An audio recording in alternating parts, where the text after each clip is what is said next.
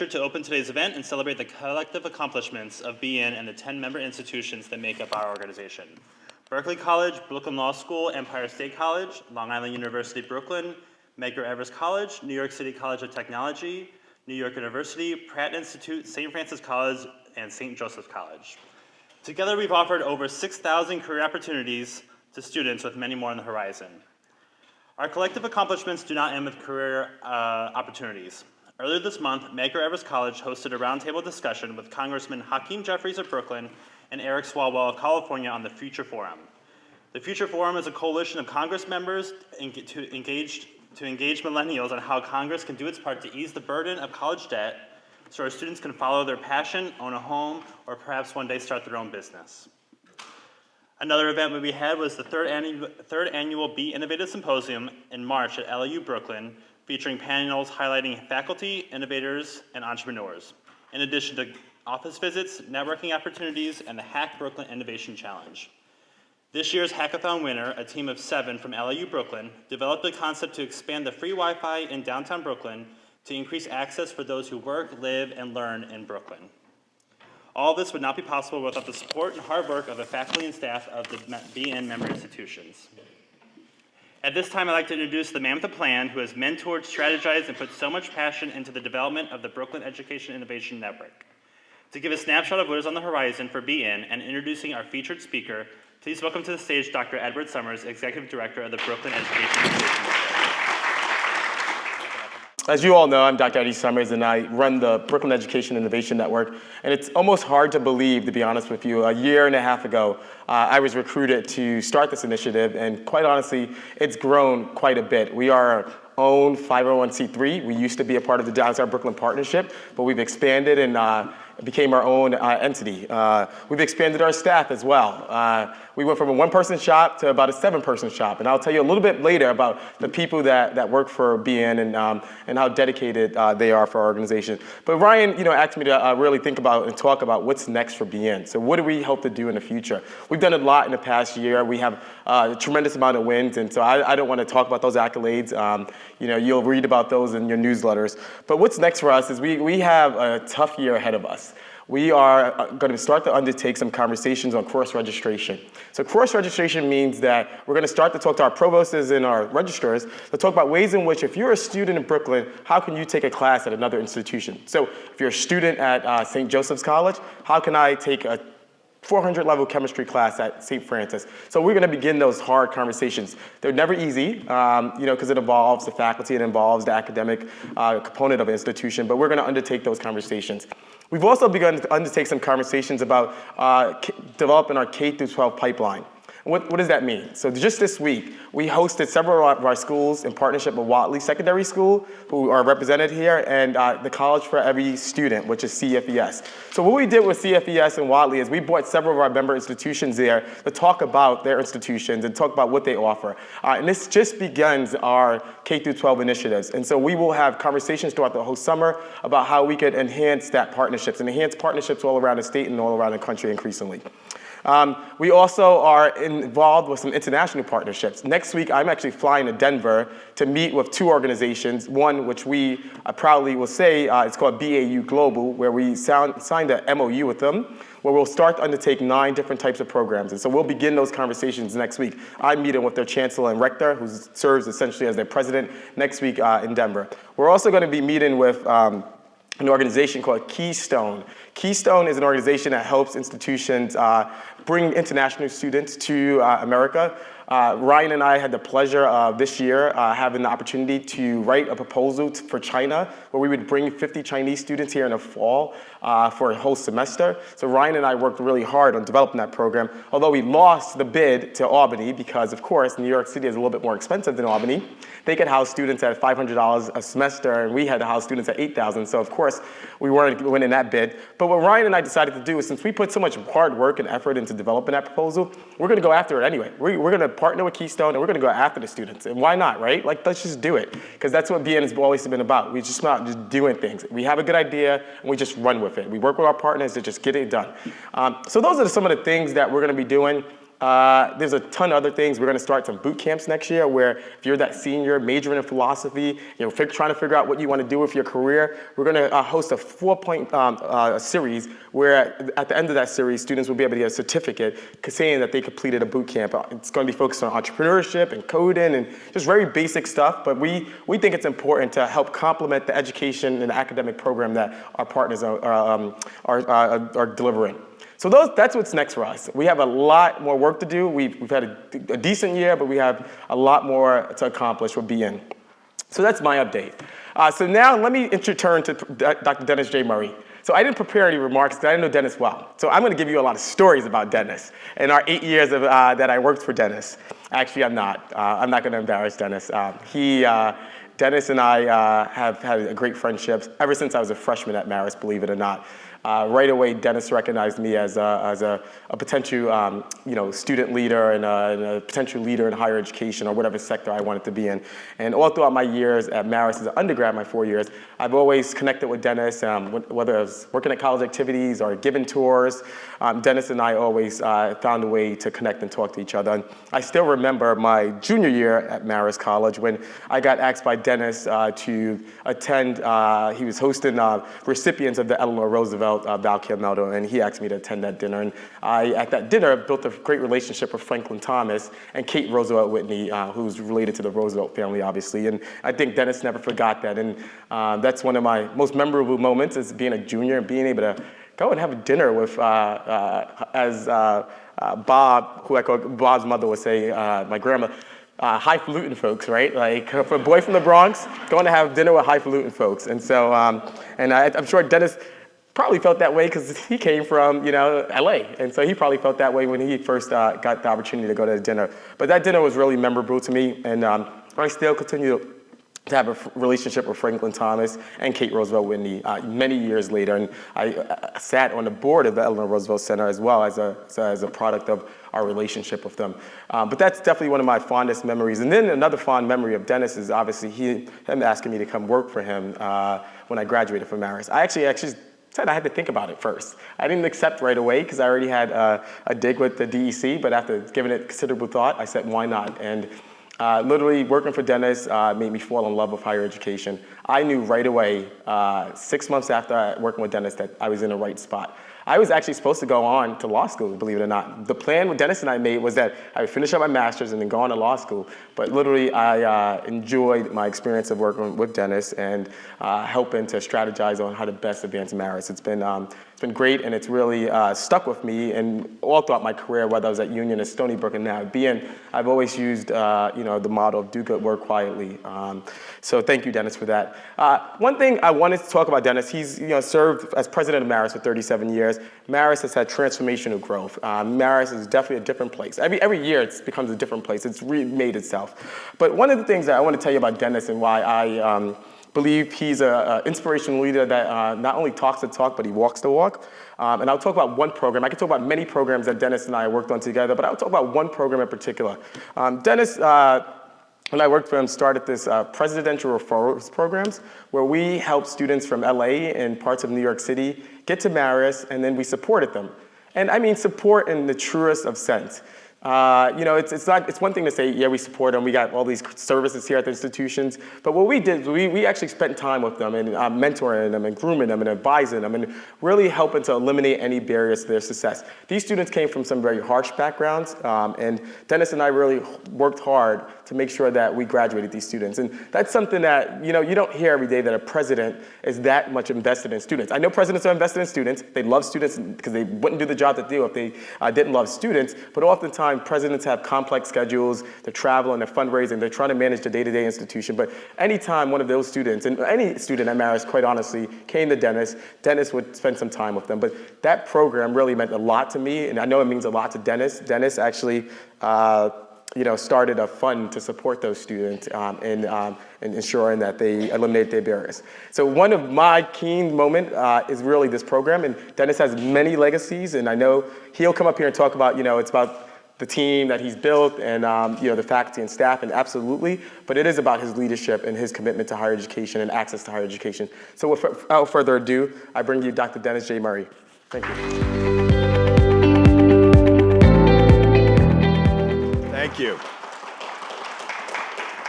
thank Eddie for that kind introduction. He's lucky he didn't tell any stories about me because I've got some good ones about him. So see me afterwards if you want to know the real guy there. So thanks for having me here. I always enjoy talking with colleagues, and that's how I view all of you as colleagues in the great enterprise of American higher education. And it's also great to be in this vibrant part of New York City. Brooklyn is a special place. I love its diversity. I love its creativity, and it's always good to be here.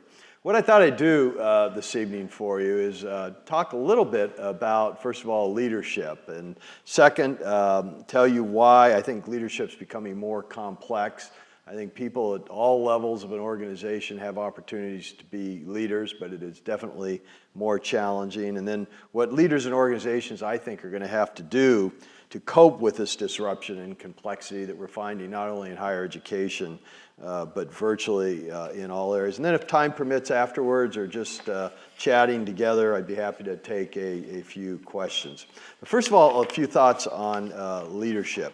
I've been very interested in that topic ever since my college days. Many of you may have heard the name Warren Bennis, who's one of the great writers in leadership studies at USC, where I went to school, and I got to know him. And he was, interestingly enough, a short-time college president, but a very unsuccessful president. He got ran out after 3 years in office as president of the University of Cincinnati. And rather than bemoan the fact, what he started to do is write about leadership and the challenges that leaders have. And the wisdom that he shared in his books and with other educational leaders has had a big impact on literally hundreds of thousands of people, if not millions of people around the world through the 5 or 6 books that he's done that were best sellers. Then Marist got lucky, and we got a gift of $75 million to help establish a leadership institute at the college. And again, that's been a topic that I'm interested in, and post-presidency, something I want to continue to work on. So I believe leadership really has 4 legs to it, or 4 pillars of leadership, if you will. First of all, I think it's important to recognize that leaders have to accomplish something, and they have to accomplish worthwhile goals. So the first leg is accomplishment. If you think about leadership today and you think about people you would admire as leaders, you would most likely in all cases find out they got things done. They accomplished major things. Secondly, they were able to do it working with and through people. Leaders have to be connected to people. They have to know how to motivate people. The third thing of the legs of the leadership table that I look at is that they have to have an ethical framework. And finally, they have to leave a legacy, and hopefully a legacy that helps their organization to do well in the future. So the first element of leadership, of course, then is accomplishment. And leaders are judged not on how smart they are, how good their plans are, how well they speak, but ultimately what they accomplish, what they get done. And good leaders get things done. They also recognize that the path to leadership is typically not linear, that there's always turns and twists and adjustments to be made. And good leaders know how to deal with those things. They don't get down in difficult times, but they overcome and get to the goal that they set out for themselves, the people they're leading, and their organizations. The second part of leadership is simply a recognition that to be a leader, you have to work with and through other people. You can be many great things in life. You can be a poet, you can be a great sprinter or a shortstop or a physicist, but if you want to be a leader, you've got to work with and through other people. The only thing that all leaders probably have in common is they have to have people working with them or following them. And so this relationship is a complex one, and I think it's best viewed as a partnership. In fact, this concept of the leader-follower paradigm, that language has never worked for me because I think that implies that people that follow you are unthinking. And I think really what leadership is a partnership with individuals, an alignment of mutual interests and mutual goals. And it's an implied agreement. If the leader holds up their end of the bargain, followers will continue to work with and support the leaders. But if they don't, that alignment of interests can change very quickly. And leadership relationship to followers is probably the most complex part of leadership because individual motivations are very diverse. Some people are motivated by material benefits and the old stick and carrot method will work. Others are motivated more by the desire to achieve, a human instinct that most people have. Some are motivated by the belief in the organization, and some are motivated by the personal qualities they see in the leader. But in all cases, you have to work with people based on the circumstances that you have in your organization. The third element of leadership, or the third leg, is an acceptable ethical framework. And regardless of the success you achieve, if you haven't done it ethically, then you won't meet my definition of a leader. For organizations and individuals, leadership is informed by values. What kind of people are we? What kind of society do we want to live in? What does our organization truly care about? What obligations do we owe to those that we serve through the organization, but also the other members of the organization? Well, these are values that we have, and good leaders have good values and use those in their work. Now, those values that we all have can be found in a number of different places. They're sometimes codified in law. Sometimes there's professional standards we have to deal with. Other times there's core values of the organization which we adopt. But most importantly, I believe all of us have personal beliefs and personal values that guide us in our decision as leaders. And this personal set of ethical values comes from a wide variety of sources, from our religious faith, from our family, from our teachers, and from our culture. But however we get those values, if we have good values, it certainly enhances your ability to lead. So the 4 parts of leadership. Now, let me turn and build off these 4 parts to really the next question, and why is it becoming so much more difficult to lead in our society today? That is a complex problem, but I think when we look at it and evaluate it, it is really driven very much by technology. It is just simply more difficult to lead today because of technology and the way it's changed our society and our organizations. In fact, it's difficult to think of an aspect of our lives that not have been fundamentally changed by the internet, by the digital revolution, by emails, by mobile access, by social media, and cloud computing and analytics. And some people say, well, we're starting to get our arms around these issues, but the technological revolution and how it's impacting our society and organizations really has just begun. Wait till we get the full impact of 2 new forms of computing, which are going to be even more disruptive. And that, of course, is what they call cognitive computing, really machines that can think and in many ways answer questions. And think of the Watson IBM Watch machine that beat the Jeopardy contest. But also think of the Internet of Things, how the Internet's going to connect things together that are going to change lives, change organizations, and dramatically impact how we go about our work and organization.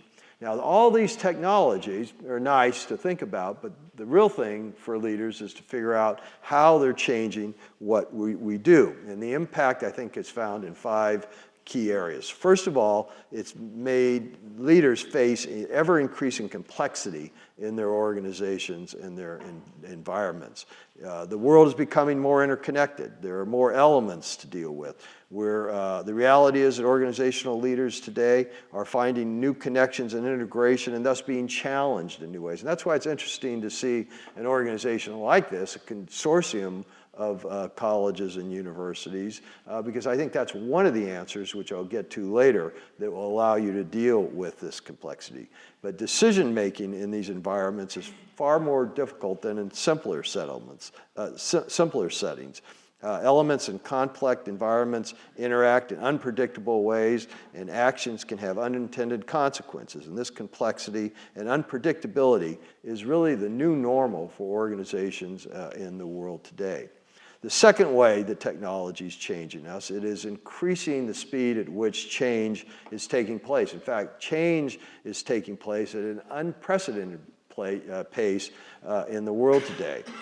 In the past, leaders viewed change as an extraordinary event to be planned and managed for, but now change is a permanent part of the environment for anyone in a leadership position. And leaders must juggle all the responsibilities with the ability to manage change. It's no longer incremental, it can be disruptive, it can eliminate entire organizations and industries if you're not thinking about how change is going to impact you.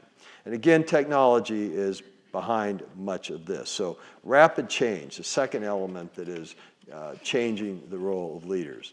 The third change that we see in leaders today is namely that technology is dramatically changing the nature of the work in many industries. Automation has already displaced workers in many sectors. The next phase, machine learning, is now pushing boundaries further, allowing automation of many cognitive tasks. Learning from new information enables computers to replicate human judgment in a number of areas, including medical diagnosis, translation, software design, and increasingly many other fields.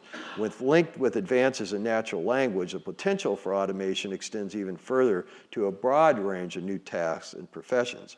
Higher education is in the midst of this dynamic, technology-driven transformation. In fact, much of the research that goes on at our best universities and college is driving much of this change. And this transformation, again, will impact all of our organizations, but I believe eventually, in a particular way, higher education, and I'll get to that later.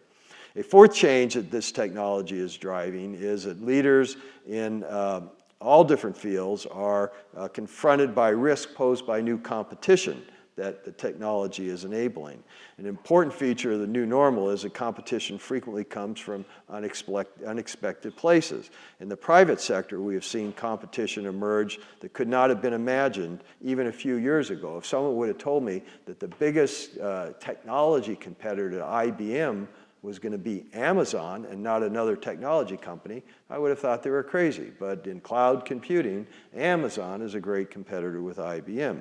And as we've seen in education, technology is changing many of the ways we do things. The first part of the revolution, of course, was digital libraries. And I wrote my dissertation, I dealt with a card catalog and had to chase books all around the country. Today, all that's done on the computer, and all the information that was in the books that I use is now available online. We see course management programs that can be used for online delivery, or course management programs that can be used for structuring learning in the classroom.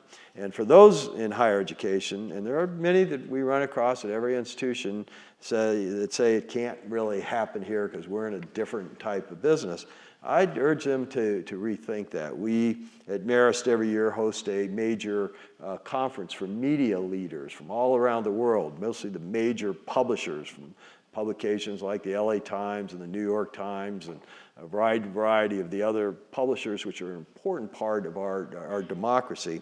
And 10 years ago, they were saying, yeah, technology is going to change all organizations except ours, because we play such a role. We're so unique. It just simply can't disrupt us. Well, today they have been disrupted. If you read what's going on in the media and newspaper industry around the country, there is dramatic change, dramatic layoffs, dramatic new models coming about. In fact, do you know what the #1 news source in the world today is? Not our television stations, it's not our radio stations, it's not our newspapers. What is it? Facebook, exactly right, it's Facebook. And last year, here's what's happening to these newspapers and media companies.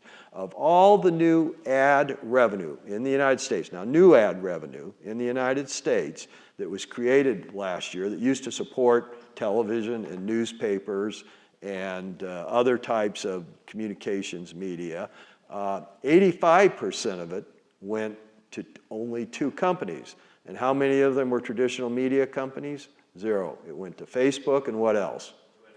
Google.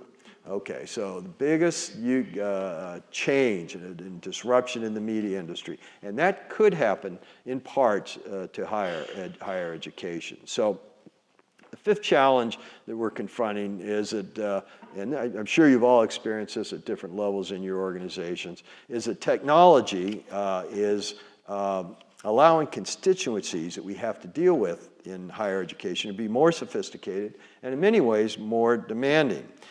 In the middle of the last century, the former great president of the University of California, Clark Kerr, summed up the job of a university president. He said, to be successful, all you had to do was give the faculty good parking, the alumni a winning football team, and the students sex, and you were assured of success. Well, being a university administrator or president at any level today is clearly much more complex than that. Relationships with all our constituencies have changed. Our customers, our students that we deal with, and their families, employees, boards, everyone is now better informed, better organized, and each has its own news source and the potential to be its own publisher of a news organization, of course, through the internet. And increasingly, these groups are seeking more direct relationships with their organizations, new levels of transparency, and new levels of accountability. For this change manifests itself really with 4 different groups, and this is what you have to think about as a leader in any organization. First of all, the customers. I never particularly like calling students customers, but that's a language that is used in business. But our students expect instant, personalized interaction with our services that we provide them 24/7. Our sector has had to transform how we deliver services to students and their parents to meet these shifting expectations. And one of the most, I think, interesting things that will come about in the next decade in higher education is how we'll be able to tailorize to respond to that personal demand from our students, but to tailor their education to meet their specific needs through technologies.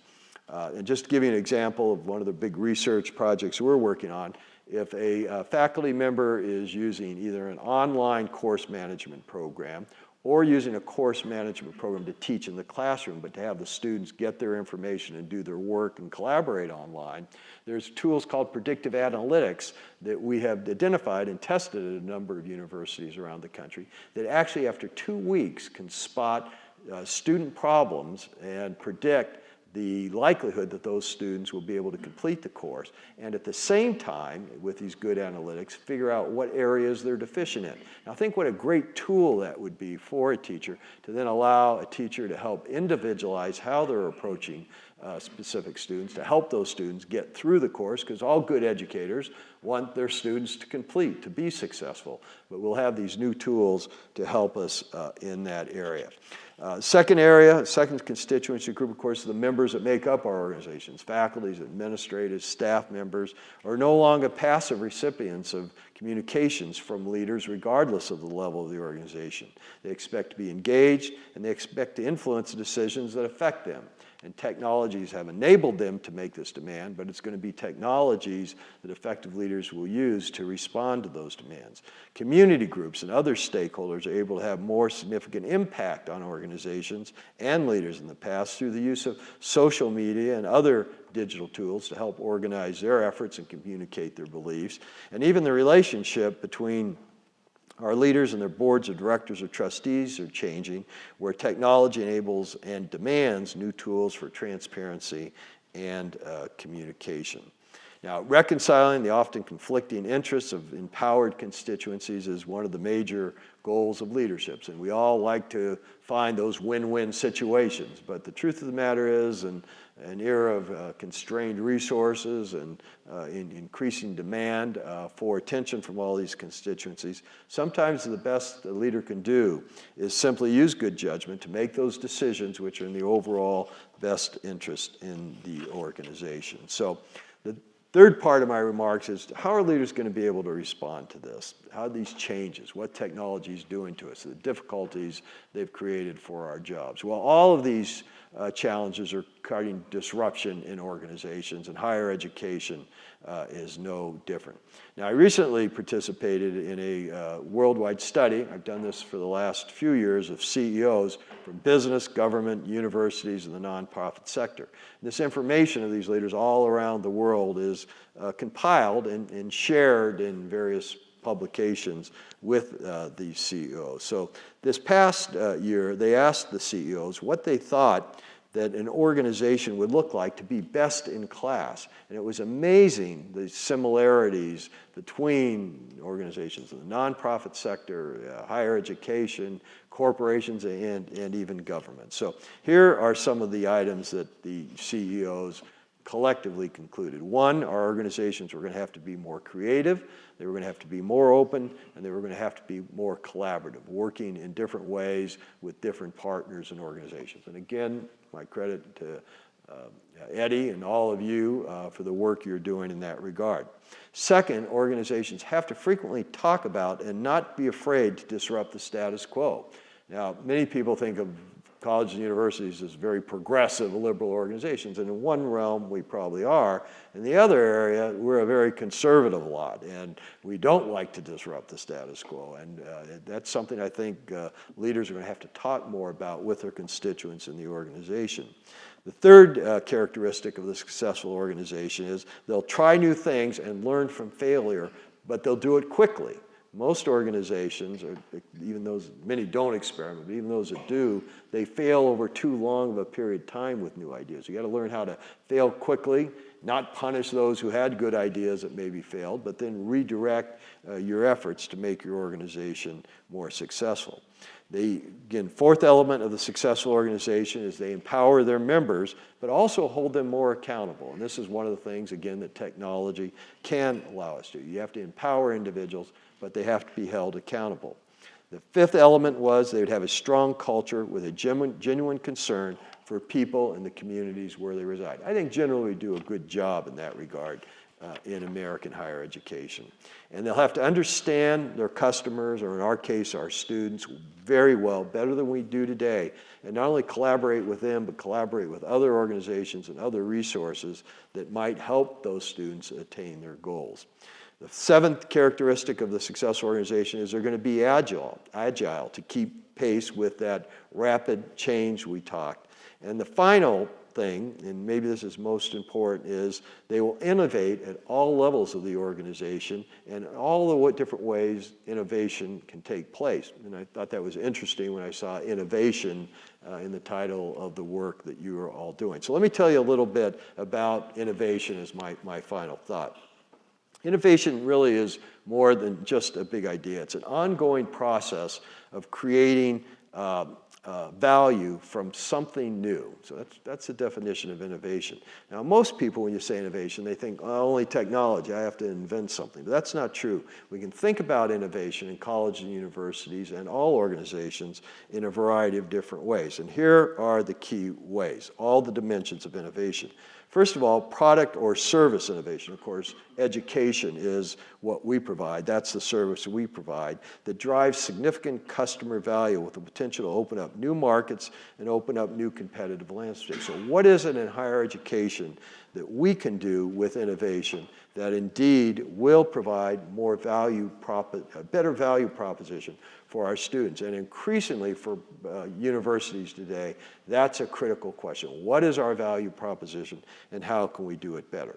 But in addition to the services that we provide to our students, all organizations have operations that deliver the various parts of the support services for our educational enterprise. And in those operation areas, again, there's great opportunities for innovation to reduce costs, to lowering prices, to creating better competitive advantage, to finding new and better ways of doing things, and collaborating. So without spending a lot of new money, many universities and colleges should be thinking about innovation in the area of the operations. The third area of innovation is what's called business model organizations. How our organizations are organized really, in many instances, has to be thought. Are we doing the right things? Are there things that college and university are doing that are costing that they shouldn't be doing?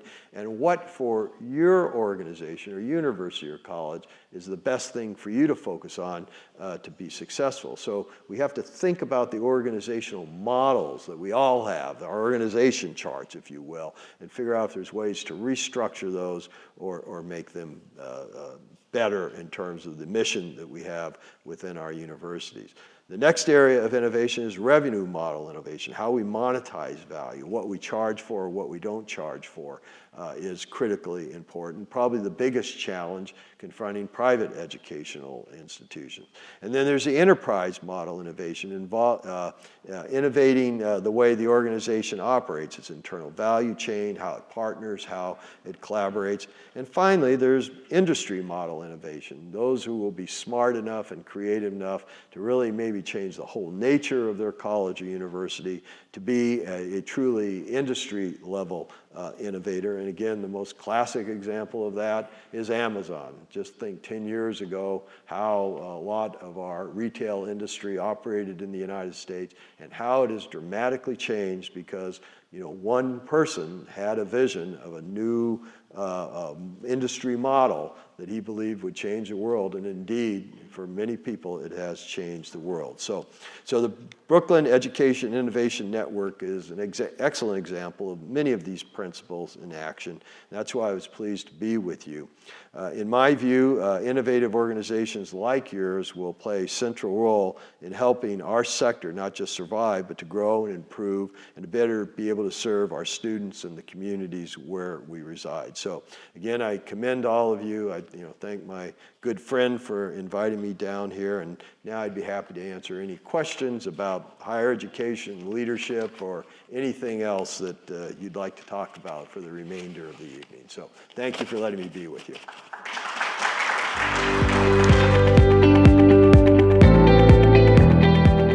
You are an innovator. You are a mentor. You are a leader. You are inspirational. You are a professor. You are a visionary. You are community-focused and minded. You believe in the power of education and its transformative effect. You believe in access to higher education and not only spoken the word, but you've walked the walk by opening up Marist to those who might not otherwise have been accepted. You were an early adopter of embracing technology. Early on in your career, you built a long-standing relationship with IBM, which has proven to be effective for Marist students, faculty, alumni, and the rest of the world. Recently, Marist has built the Hancock Center focused on technology and innovation, and you've gotten a grant to build a center for cloud computing. Peter Drucker, one of your favorite management gurus, once said, in a book that I had to read when I first started working for you, management is doing things right. Leadership is doing the right things. Dennis, you've done the right things in your career, and I'm proud that on behalf of the Brooklyn Education Innovation Network Board of Directors, I'm announcing an inaugural award, the Brooklyn Education Innovation Medal of Honor. Dr. Dennis J. Murray, president of Marist College from 1979 to 2016, based on authority bestowed upon me by the state of New York and the Board of Directors of the Brooklyn Education Innovation Network, BN, it is my honor and duty to bestow upon you the Brooklyn Education Innovation Medal of Honor for your 37 years of service as president of Marist College. Dennis.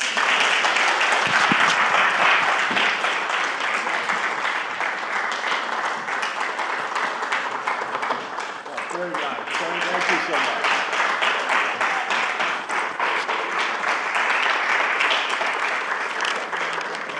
Dennis, just so you know, there's no other medal that has Brooklyn on its name, and so this is the first Brooklyn medal. I searched large and wide and noticed that no other organization was giving out medals here in Brooklyn, and we got them support of the borough president to give you this medal. So we're very proud to give it to you, Dennis. Thank you.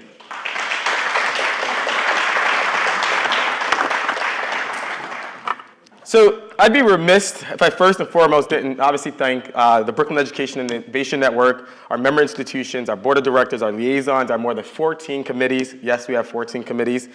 I want to thank New York City EDC, SPS, the Office of the Mayor. They have provided a tremendous amount of support for us.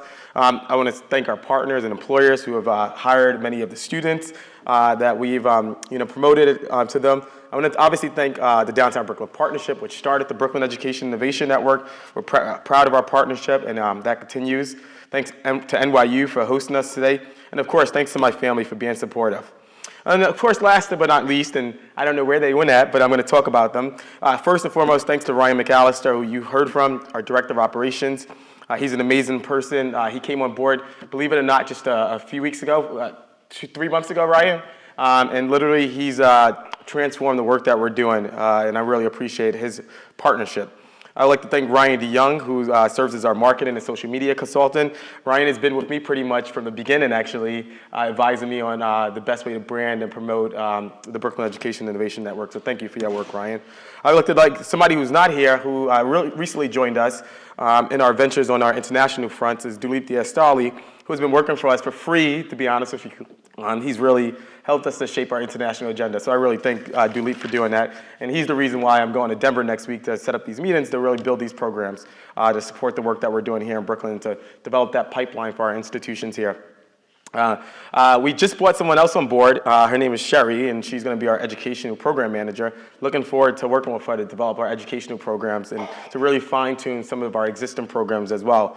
I'd like to thank Georgie, who really has become Georgie and Jasmine, but Georgie has really become a rock star with our employment work. He has really taken it on and really developed a model that we're using where we're working directly with employers and students to really make sure that it's a really good match and fit. And Georgie, even when we have students that we need to place in internships or jobs, Georgie actually calls companies, makes the first contact, and really promotes, the student. And so he's done a really good job of being an advocate for the students here in Brooklyn. So I really appreciate that work.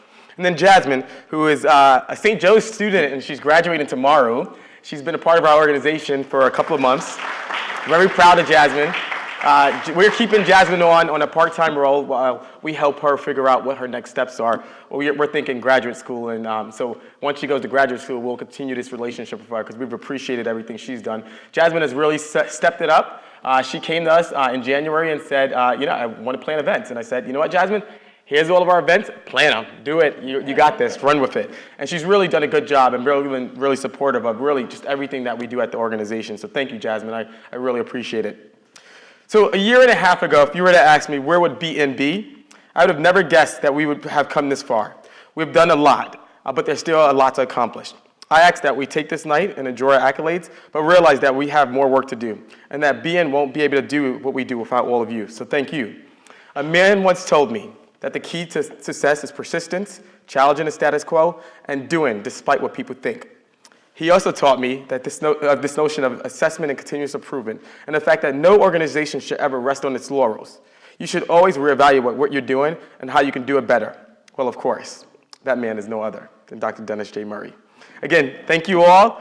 This concludes our formal program.